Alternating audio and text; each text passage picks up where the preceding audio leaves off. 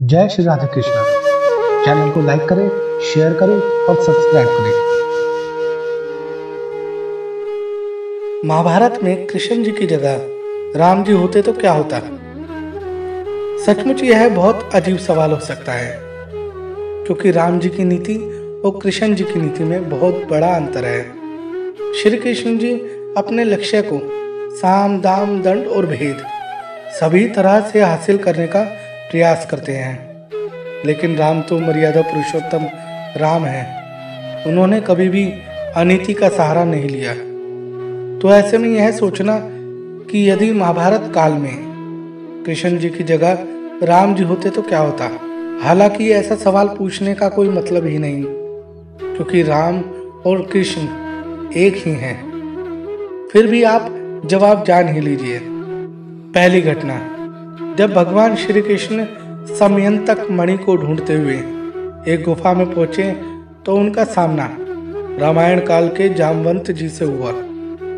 वह मणि जामवंत जी के पास थी। भगवान श्री कृष्ण जी का जामवंत से द्वंद्व युद्ध हुआ था। जामवंत जब युद्ध में हारने लगे तब उन्होंने सहायता के लिए अपने आराध्य देव प्रभु श्री राम को पुकारा। आश्चर्य कि उनकी पुकार सुनकर भगवान श्री कृष्ण जी को अपने राम स्वरूप में आना पड़ा। जामवंत यह देखकर आश्चर्य और भक्ति से परिपूर्ण हो गए। भगवान श्री राम ने ही जामवंत को वरदान दिया था कि वो श्री कृष्ण रूप में उनकी इच्छा पूरी करेंगे। मतलब यह कि होई सोई जो राम रचि राखा, को करी तर्क बढ़ावे साखा। दूसरी घटना, एक बार अर्जुन का सामना हनुमान जी से हुआ। अर्जुन ने कहा कि यदि मैं होता तो उस समय बाणों से ही सेतु बना देता। अर्जुन ने कहा कि यदि मैं होता तो उस समय बाणों से ही सेतु बना देता, इतनी मेहनत करने की जरूरत ही नहीं होती। हनुमान जी ने कहा कि अच्छा, ऐसी बात है तो अभी बना दो, यदि वह सेतु मेरे पग से टूट गया तो? अर्जुन ने कहा कि मैं अग्नि में चला जाऊंगा।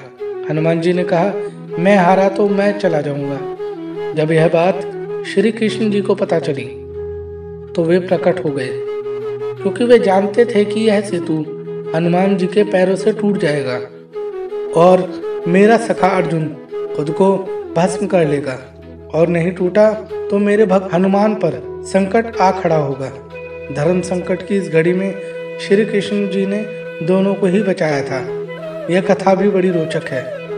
इसी घटना के बाद राम जी के परम भक्त हनुमान जी महाभारत के युद्ध में उन्हीं के आदेश से रथ के ऊपर ध्वज में विराजमान हो गए थे। मतलब यह कि होई सोई जो राम रचि राखा, को करी तर्क बढ़ावे साखा। तीसरी घटना, यदुओं के आपसी युद्ध के बाद भगवान श्री कृष्ण प्रभास क्षेत्र में एक वृक्ष के नीचे लेटे थे। उनके पैर को लेटा हुआ मृग समझकर एक भील जरा ने छुपकर उन पर विष बाण चला दिया। जब उसे पता चला तो वह बहुत पछताया।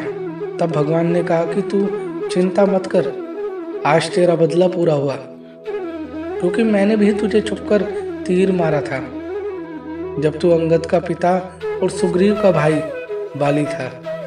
मतलब यह कि होई सोई जो राम रचि राखा, को करी तर्क बढ़ावे साखा। दरअसल भगवान राम रूप में भी होते तो वही करते जो उन्होंने श्री कृष्ण रूप में किया।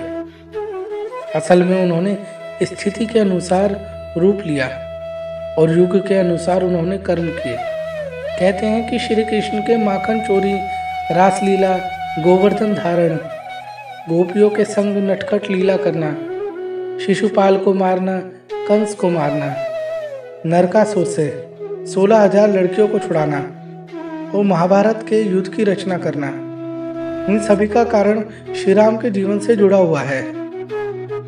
गोस्वामी तुलसीदास जी रामचरितमानस में कहते हैं कि होई सोई जो राम रचि राखा, को करी तर्क बढ़ावे साखा।